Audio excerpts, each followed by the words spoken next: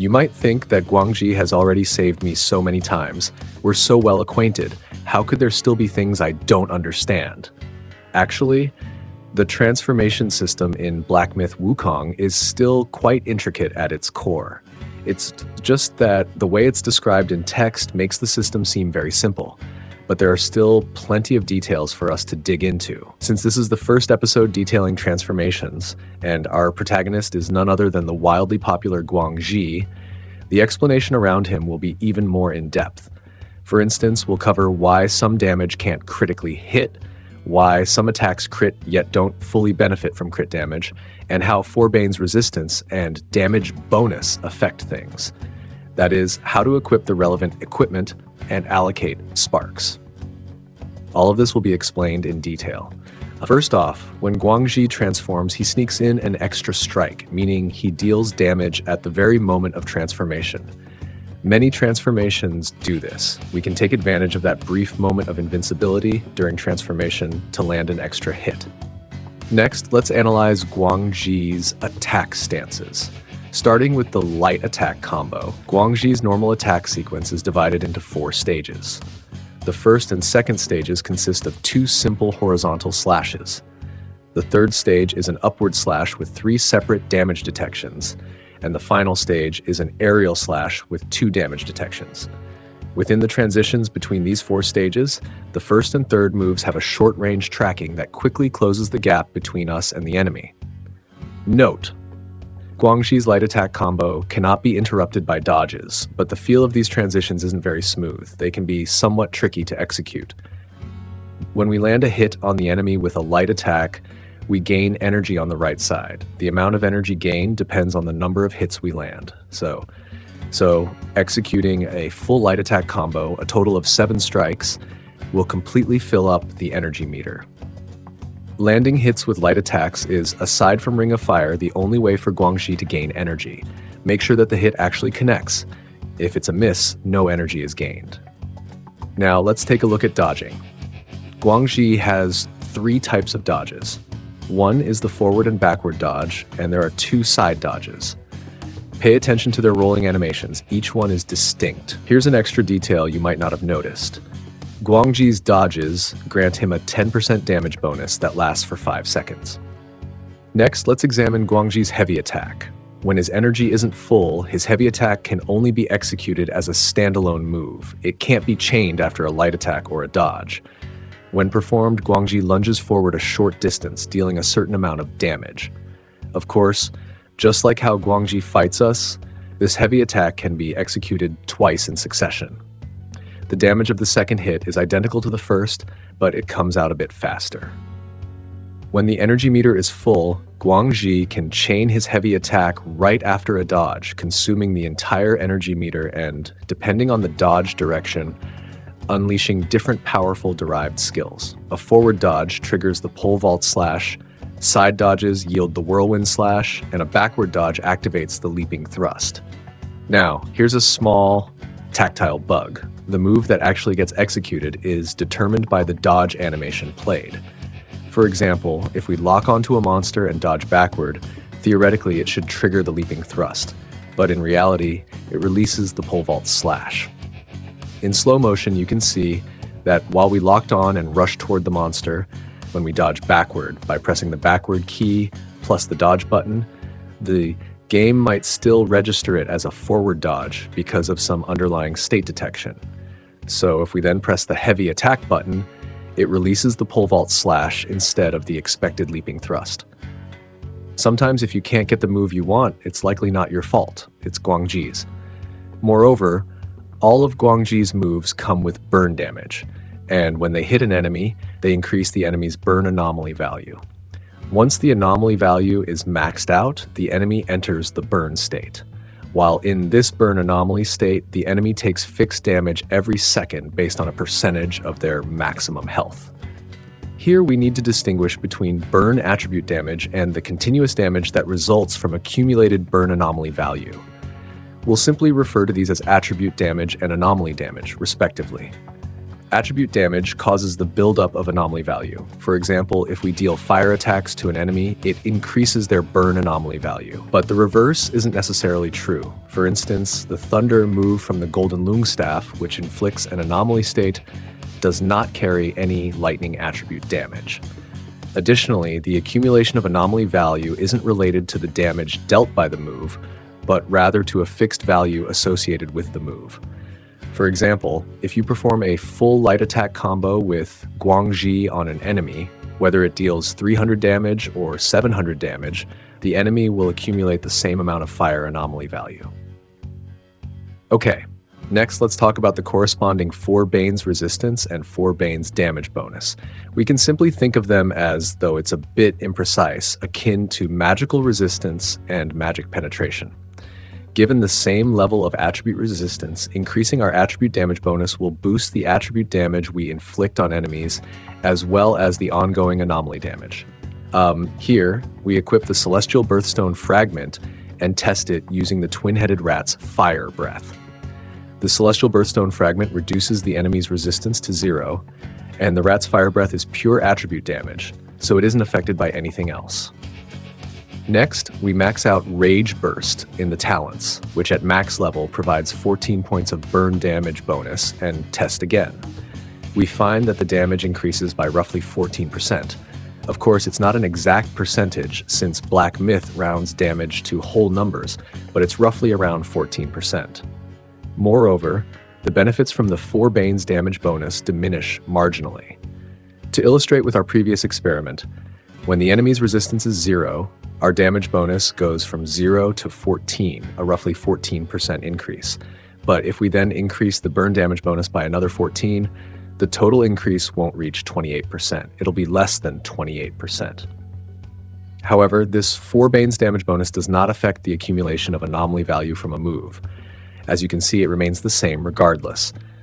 And 4 Bane's resistance is essentially the inverse of the 4 Bane's damage bonus.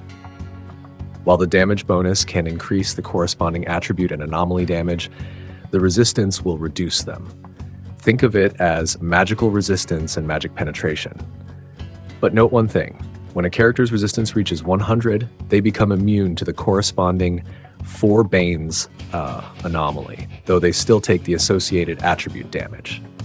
For example, when a character's fire resistance reaches 100, they will no longer accumulate fire anomaly value, yet will still suffer fire attribute damage. Based on my testing, this resistance regarding the immunity to the anomaly state is applied before damage calculation. Let me give you a demonstration. If our fire resistance is at 99 and we step onto a lava floor, we will take fire attribute damage and accumulate fire anomaly, eventually stacking our resistance to 100. At that point, while on the lava floor, we still continue to take fire attribute damage, but we won't accumulate any more fire anomaly.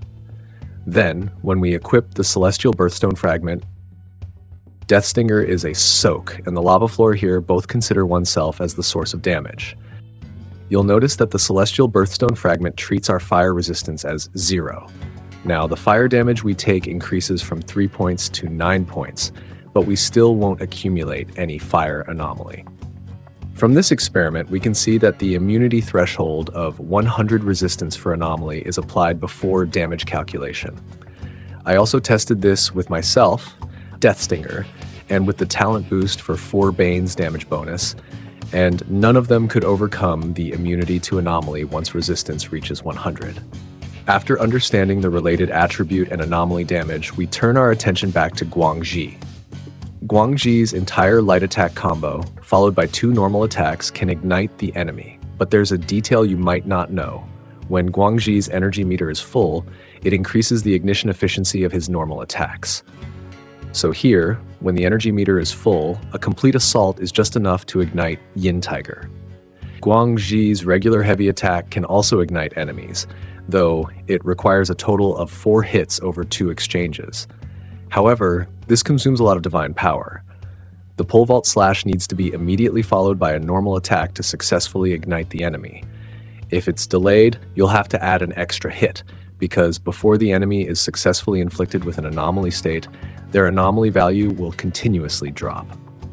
If the whirlwind slash hits all 4 stages, it can instantly ignite the enemy, though in practice, it's hard to achieve that effect. Finally, this leaping thrust, like the pole vault slash, also needs to be immediately followed by a normal attack to successfully ignite the enemy. Alright, now let's take a look at the build. Since Guangzhi's physical attack ratio is about 80%, sometimes even lower for certain moves, let's assume it's 80%. That means it somewhat dilutes crit damage, but attack power itself applies to both physical and elemental damage. It's basically a fundamental base stat.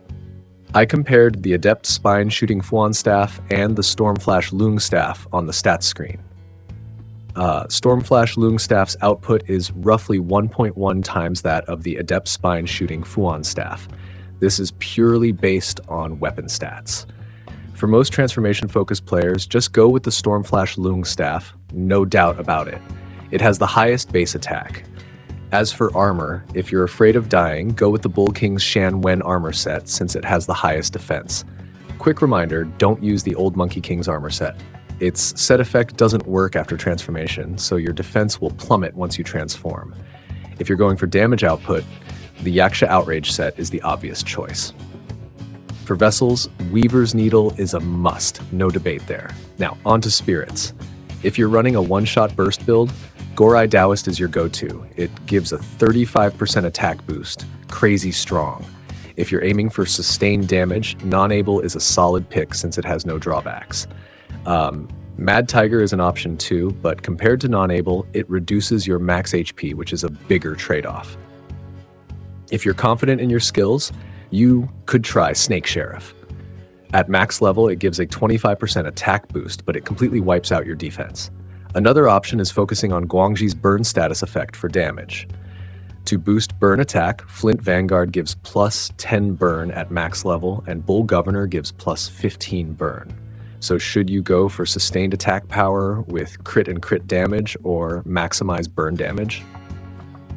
In lower NG, sustained damage is better, but in higher NG, burn damage scales with the enemy's max HP, making it more efficient since high NG Yaoguai have massive health pools.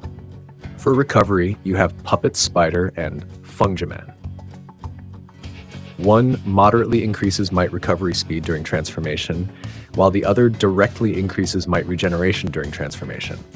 It depends on your playstyle.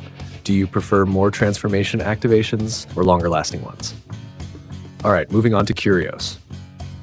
If you're using Guangzhi against Red Boy, bring the Celestial Birthstone Fragment.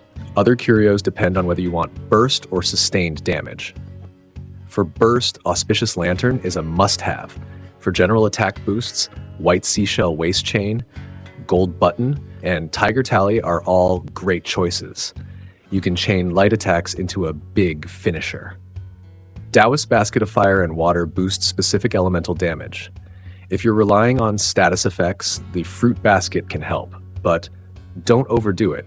1 or 2 are enough, since elemental damage buffs have diminishing returns. For long fights, Snowfox Brush is a must. Carry up to 3, but 2 should be enough, since talents already give a 10% damage reduction. If you're constantly transformed, whether for exploration, mobs, or bosses, Virtuous Bamboo Engraving is worth it. It works during might recovery and transformation. But if you're only transforming for bosses, Snowfox Brush is better. Now, for talents. If you're worried about survival, max out HP. Prioritize Might Cap in the Transformations talent. Without it, you can only use 2 ultimates per transformation unless you rely on external. With external buffs, you can squeeze in 3 ultimates. After that, focus on attack boosts, then might-related talents to speed up recovery, letting you use more ultimates per fight. For gourds, Multi-Glazed Gourd is the only one that works for transformations. Others won't have any effect. For bombs, Lung Bomb doesn't have special effects, but it provides more soaked slots. For relics, go with Tiger Relic plus Death Stinger, Double-Combed Rooster Blood. The last slot is up to you. Some players run Non-Able with 3 Tiger Relics, but keep in mind, only 1 Tiger Relic's buff applies during transformation. Finally, medicines. Use Enhanced Tiger Subduing Pellets and Lung Aura Amplification Pellets. Quick tip, medicines with the same effect override each other. If you take an enhanced tiger subduing pellet, then a regular tiger subduing pellet, the regular one won't apply. Only the highest effect remains active. And that's everything about guangzhi. Thanks for watching. Next time, we'll cover steadfast.